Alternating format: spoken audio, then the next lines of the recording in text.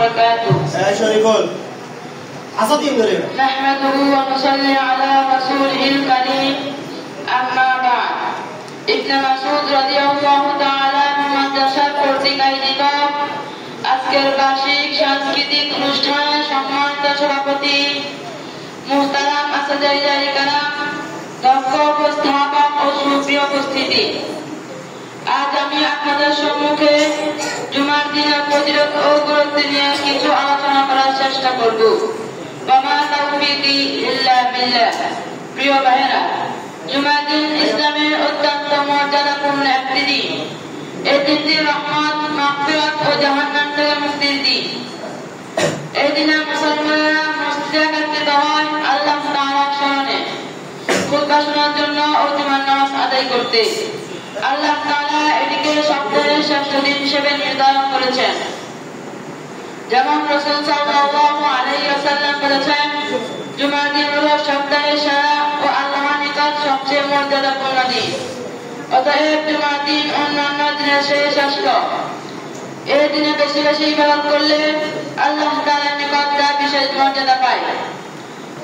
যেমন রাসূল সাল্লাল্লাহু আলাইহি ওয়াসাল্লাম বলেছেন, সূর্য উদিত হওয়ার দিনের মধ্যে সর্বোত্তম দিন হলো জুমার দিন।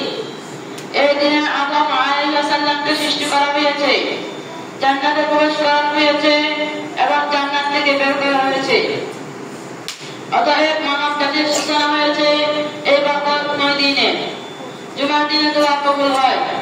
قال النبي صلى الله عليه وسلم فيه ساعة لا يوافقها عبد مسلم وهو قائم يصلي يسأل الله شيئا إلا أعطاه إياه। জুমার দিন একটি সময় আছে মুসলমান যখন নামাজে দাঁড়িয়ে দোয়া করে আল্লাহ তাআলা তাকে যা চায় তাই দিয়ে দেন। এতে বোঝা যায় জুমার দিন দোয়া কবুলের জন্য বিশেষ মুহূর্ত থাকে। তাই এই দিনে দোয়া করার প্রতি গুরুত্ব দেওয়া উচিত। জুমার দিনে বেশ বেশি দরুদ পাঠ করা। قال رسول الله صلى الله عليه وسلم أكثروا الصلاة علي يوم الجمعة فإن صلاتكم معروضة علي।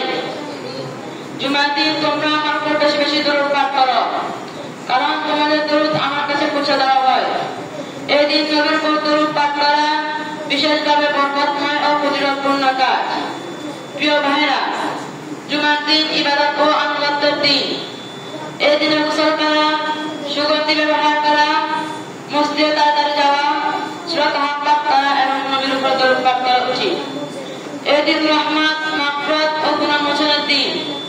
হে আল্লাহ, আমাদেরকে তাদের অন্তর্ভুক্ত করুন যারা জুমার দিনের মর্যাদা দেয়। এই দিনের সুযোগকে কাজে লাগায় এবং তোমার রহমত ও মাগফিরাত অর্জন করে। আসসালামু আলাইকুম ওয়া রাহমাতুল্লাহি ওয়া বারাকাতুহু।